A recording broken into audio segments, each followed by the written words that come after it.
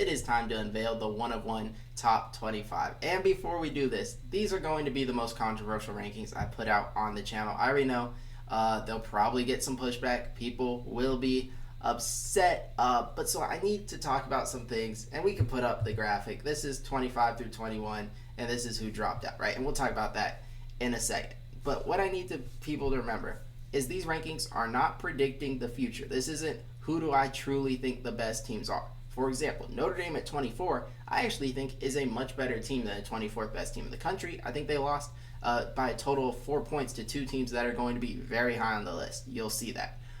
So that's first off what we're not doing. I'm not just saying who I think the best teams are. You have to earn your spot.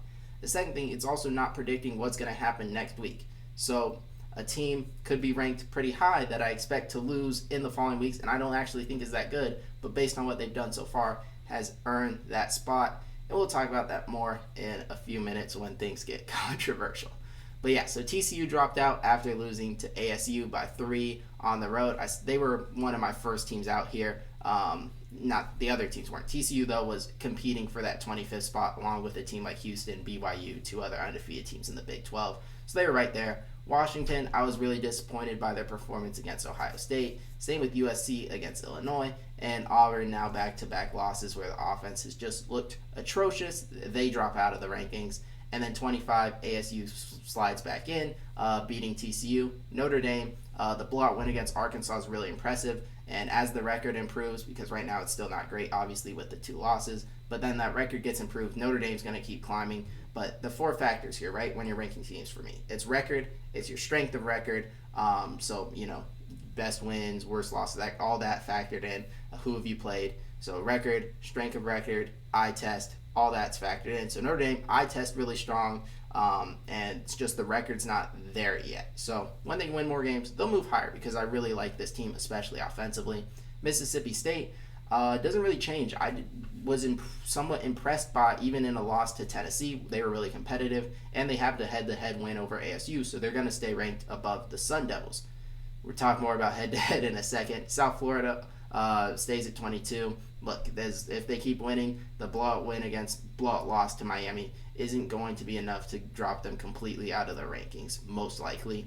And then Georgia Tech was one of the strangest teams because they essentially lost to Wake Forest. With the ACC coming out and saying, oh yeah, we missed the offside call, there's no if they had done it, maybe Georgia Tech would have lost. No, the game's just over. Wake Forest just kneels the ball, and it's done. And we're talking about, instead of 5-0 Georgia Tech, a 4-1 Georgia Tech with a loss to Wake Forest. So on one hand, they're technically undefeated. On the other hand, with what I watched, you virtually lost to Wake Forest, a team I don't think is good. So it was hard for me to judge, so I dropped them down 5 spots to 21, and I just don't know what to make of this Georgia Tech team right now. One of the hardest teams for me to rank, personally. And then we move to 20 through 16. So Texas comes in at 20, Michigan 19, LSU 18, Tennessee 17, Georgia 16, right? So Texas and Michigan basically just move up from last week. The teams dropping behind them. Michigan on a bye, Texas also on a bye, actually, right? But yeah, so last time we saw Texas, Arch Manning was playing better against Sam Houston. I believe the defense is really strong. Don't know about the offense, but I guess we'll find out a little bit against Florida because Florida at least has a strong defense. Michigan has the win against Nebraska, loss against Oklahoma, but they're really great running the ball. Defense looks really strong as well there. LSU, similar to Texas, but the resume's better. I know Clemson isn't a great win, but you have the Clemson win. Florida's not a great win, but you have the Florida win, which is better than the wins Texas has, so that's kind of the 2-spot gap there. Strong defense, struggling offense, can't run the ball, so it's the same type of team. Now we get into teams I think have proven, or I think are really good. Tennessee, the Mississippi State win is a good win. Syracuse, a pretty good win, especially considering Steve Angeli was still playing when you beat Syracuse. But you have the head-to-head loss at home to Georgia. And Georgia, obviously going to be ranked ahead before that. And you went to overtime, super competitive game, very similar teams, very strong teams, but Georgia's going to get the nod because of head-to-head, right? It would be weird for me to say Tennessee, just rank Tennessee ahead of Georgia because they're better than Georgia, right? That would be weird. So here we go. So here is 15 through 11. Alabama, 15. You beat Georgia. That earns you a lot of credit. You move up to 15. I'm not moving you ahead of Florida State. You've played 4 games. Florida State has played 4 games. You are both 3-1. Your best win is against Georgia, meaning you are better than Georgia. I ranked you ahead of Georgia. Florida State's best win is against you. So Florida State has the better win. You've both blown out inferior competition. You lost to Florida State. They lost to Virginia. You say, well, Virginia's not good. Why? Virginia's 4-1 with a better win than either of you because they beat Florida State. And I know it's somewhat circular, but that's how it has to work at this point in the season because resume-wise, Florida State has to be ahead of Alabama. When you have comparable resumes, whether it be same record, and we've seen the game. You beat them by 2 touchdowns. And I'm not evaluating, this isn't what have you done for me lately. And I know that's not how rankings work because otherwise we would see, at the end of the year, like Kansas last year got hot down the stretch. They weren't suddenly a top 15 team because they beat the top teams in the Big 12. The whole body of work matters, and it always has in college football. And right now, 25% of the sample size for Alabama is a blowout loss to Florida State. Florida State has to be ahead. And then the same thing for them. 25% of your sample size is a really tight loss to Virginia. I think you're really close teams, at least I think the resume shows you're really competitive close teams when you lose a game like that in overtime on the road. You were super competitive. But Virginia's a 4-1 team. The offenses look great. They have the big win against Florida State. Sure, they lost the road game to NC State, but NC State's lost multiple games. But you could just easily say, throw out that one, right? The same way people want to throw out Alabama lost to Florida State. So I think all these teams, from what they've shown on the field, have similar resumes, and head-to-head is going to get the nod. So do I truly believe Virginia is the 13th best team in the country? No. If I had to pick, they play Louisville on the road this week. I think Virginia's going to lose that game. But it doesn't matter what I think because I thought Alabama was going to beat Florida State in week 1. I thought Alabama would be undefeated at this point in the season. So what I believe about the teams isn't actually important. This is about what you earn on the field, and Virginia has earned to be ahead of Florida State, who's earned to be ahead of Alabama, ahead of Georgia, ahead of Tennessee. That's just the way it works. So you say like, oh, you're just overalling head-to-head. That's what matters. That's why we play the games. What's the point? If we're 4 games in the season throwing out head-to-head results, what are we doing? Anyways, that's my rant. Moving on, Missouri's 12. They're undefeated. They've looked great. Penn State 11. Penn State fans maybe wish they still had Missouri's quarterback. Maybe. I'm just saying Bo Pribula looks pretty good at Missouri. Penn State just outside the top 10 because do I think Penn State's a top 10 team? Yeah, you lost to a team that would be really up there, and I've said very favorable things about in the past few weeks. But the wins aren't there. There's no strong wins. I can't reward you top 10 for just a loss. At least in my opinion, I don't think that's how it should work. So that is 11 through 15. At 10, I have Iowa State. Talked about it earlier with the prediction against Cincinnati.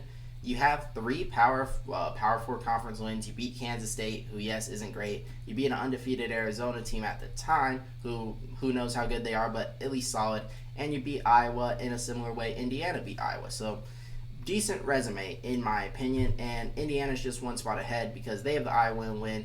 Then they have the Illinois win, which I would say it's comparable to Arizona win, but Indiana just looks so much more impressive. And the ODU win is pretty decent as well. Indiana gets the bye. Next week, going to face Oregon. Can't wait for that one. And if they manage to pull that one off, yeah, they'll be a lot higher than 9. 8, I have Vanderbilt. And this is just crazy to look at because if you told me coming into the year, like you'll be almost at the halfway point of the season, and your 8, 9, 10 is Vanderbilt, Indiana, Iowa State. I would have been like, what? Like, what is happening? And you're like, you won't have, the Texases in your top 10, or the Alabamas, or the Georgia. I'd be like, what are you talking about? But college football is just wild. And yeah, Vanderbilt, look, another offensive explosion from them. They're averaging 50 points a game. Pavia looks great. They've got the wins against South Carolina for Virginia Tech. And yeah, they got the big opportunity again versus Alabama this week. 7, Texas Tech, off a bye, so it's all same things I said before. Their D-line looked elite and was so impressive against Utah. They have the number 1 passing offense in the country. You combine those things, you get what, in my opinion, is a legit top 10 team in the country. And then at 6, I have Oklahoma, who was on a bye. And look, if John Mateer, this is still all the sample that John Mateer played in. If they look like a different team with Michael Hawkins, then they could drop, potentially. But right now, it's all based off what they've done so far this season, and that includes a really strong win against Michigan, a good win against Auburn, elite defensive performances, and a quarterback that was playing really good ball. Into the top 5. At 5, we have the Ole Miss Rebels, who the offense looks great. Trinidad Chambliss has been really strong. Austin Simmons maybe taking back the spot, maybe not. I don't know, but either quarterback, I fully believe in. I fully believe in the Lane Kiffin offense, and the defense the past few weeks has been looking stronger as well. Now, albeit LSU's offense hasn't really been impressive against anyone, but Tulane's has, and you shut down Tulane, and you did a good job against LSU, and you have 3 conference wins already in Arkansas, Kentucky, and LSU, so you're building quite the resume. The Rebels come in at number 5,